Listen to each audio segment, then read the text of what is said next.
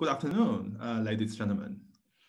How we see the present affects what futures are possible.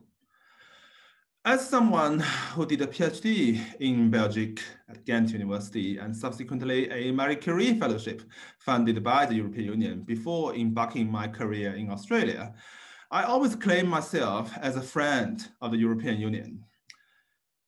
As a friend, today I'm going to tell some hard truths about how the EU could win China's support to establish Southern Ocean MPAs. I have three take-home messages for all of you. The first one is, we have a choice. The second being, we have the momentum. And finally, we, the human beings, are a species that is capable of imagining and creating a better future. Let me be stark. We are living in a dangerous world with growing geopolitical tensions. I can feel it sometimes as a Chinese Australian academic. But my question to you is, should we just let this go on? Or should we make great efforts or greatest efforts to turn this around to build a future with peace and good environment for us and for our future generations? And if our choice is the latter, international law can help, like what Antarctic Treaty does and did and still does over the past 6 years to maintain peace and science for the icy continent. I think the establishment of the marine protected areas under Kamala is another way to maintain the peace and science in the Southern Ocean.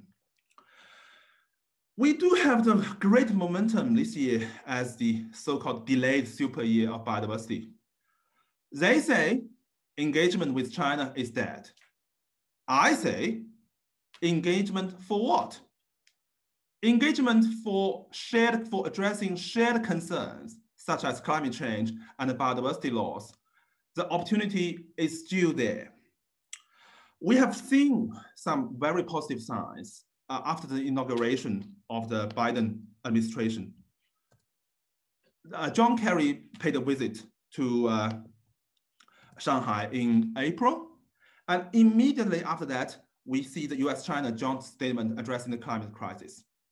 And after this statement was issued, at the beginning of May, the Chinese government approved the Central Arctic Ocean Fisheries Agreement, which has been long overdue. It took 3 years for China to approve that. But this is a very positive sign, and you may wish to know that the same, like many governments, the same group of people within the Chinese government working on polar affairs. So it's not just Arctic, it's also Antarctica. And there is a clear political signal sending from Beijing saying that if there is an issue of shared concern, there is a political will to collaborate. The question for the EU is, of course, how? We all know that China is going to host the COP15 in Kunming for the CBD COP15 in Kunming in October. So it's a great opportunity for China to showcase its global leadership on biodiversity conservation. How, I think when it comes to answer how, I want to just give two suggestions tonight. The first one was emphasized by the commissioner, that to speak in one voice. Divided, you fall. To speak in one voice is important to make sure the EU is an important global actor that can be influential in this increasingly geopolitically intense world. But more importantly, so once it comes to the internal, once the EU solves its internal chaos, then externally, I see the golden opportunity that is this September's EU-China Leaders Summit. So when it comes to China, the leaders-to-leaders engagement, or the so-called top-down approach, is the most effective.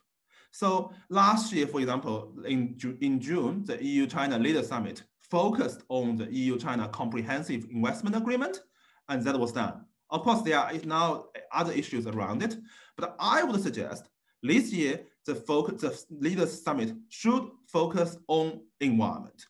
I mean, let's focus on environment as a central theme and produce a package deal filled with political will. I mean, in this package deal, it could include CBD Corp, the post-2020 framework, Southern Ocean MPAs, and also the EU-China's joint solution, or at least the statement on addressing climate change issues.